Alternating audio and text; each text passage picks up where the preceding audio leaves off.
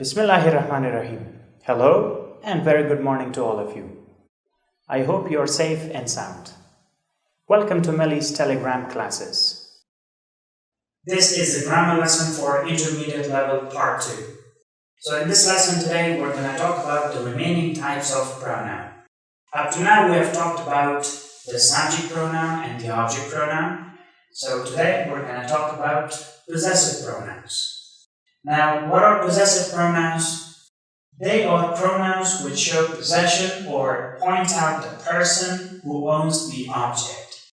So remember, possessive pronouns are used to show relationship or ownership of one person, place, or thing with another.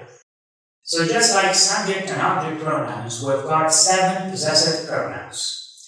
And what are they?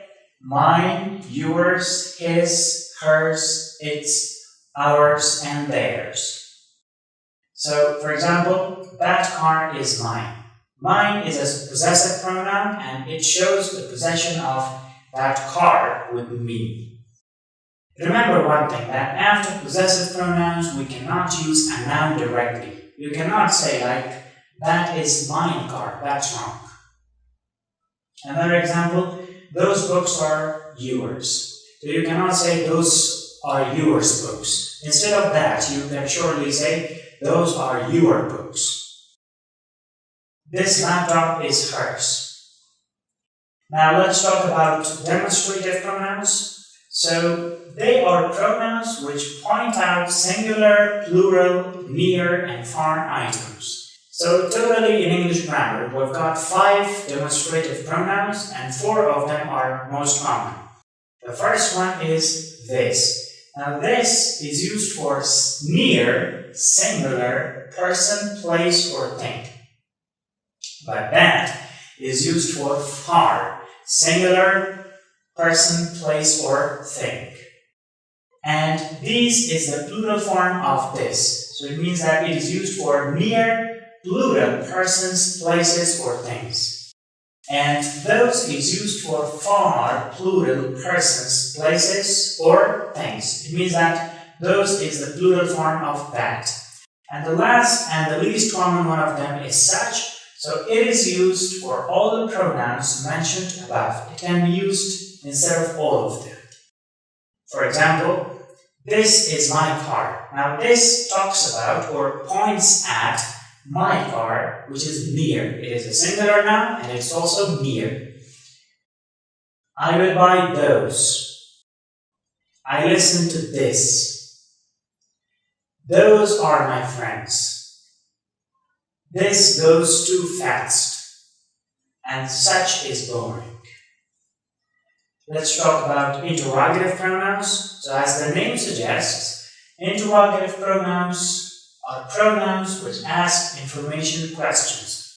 Information questions are also known as WH questions. So we use interrogative pronouns to ask WH questions. Totally, we've got 5 interrogative pronouns. Who, whom, what, which, whose. For example, who told you? Who is used to ask about a person. Now mostly who can be used as the subject of a sentence as well as the object of a sentence. Whom did you tell? Whom is also used to ask about a person, but it is commonly used as the object of a sentence. What is your name? So what here asks about a specific piece of information. What do you want? Which came first? So which asks about choice. And number 6, whose is this book? Here, whose asks about possession or relationship. Now let's have an oral exercise. So there are some blanks and I want you to complete the blanks using the correct pronouns. Let me do the first one. Look at this girl. Dash is cool. So who is cool? I'm talking about the girl. And here in this sentence, the pronoun that I'm going to use should be used as the subject. So I should say she is good. Good luck with the rest of them.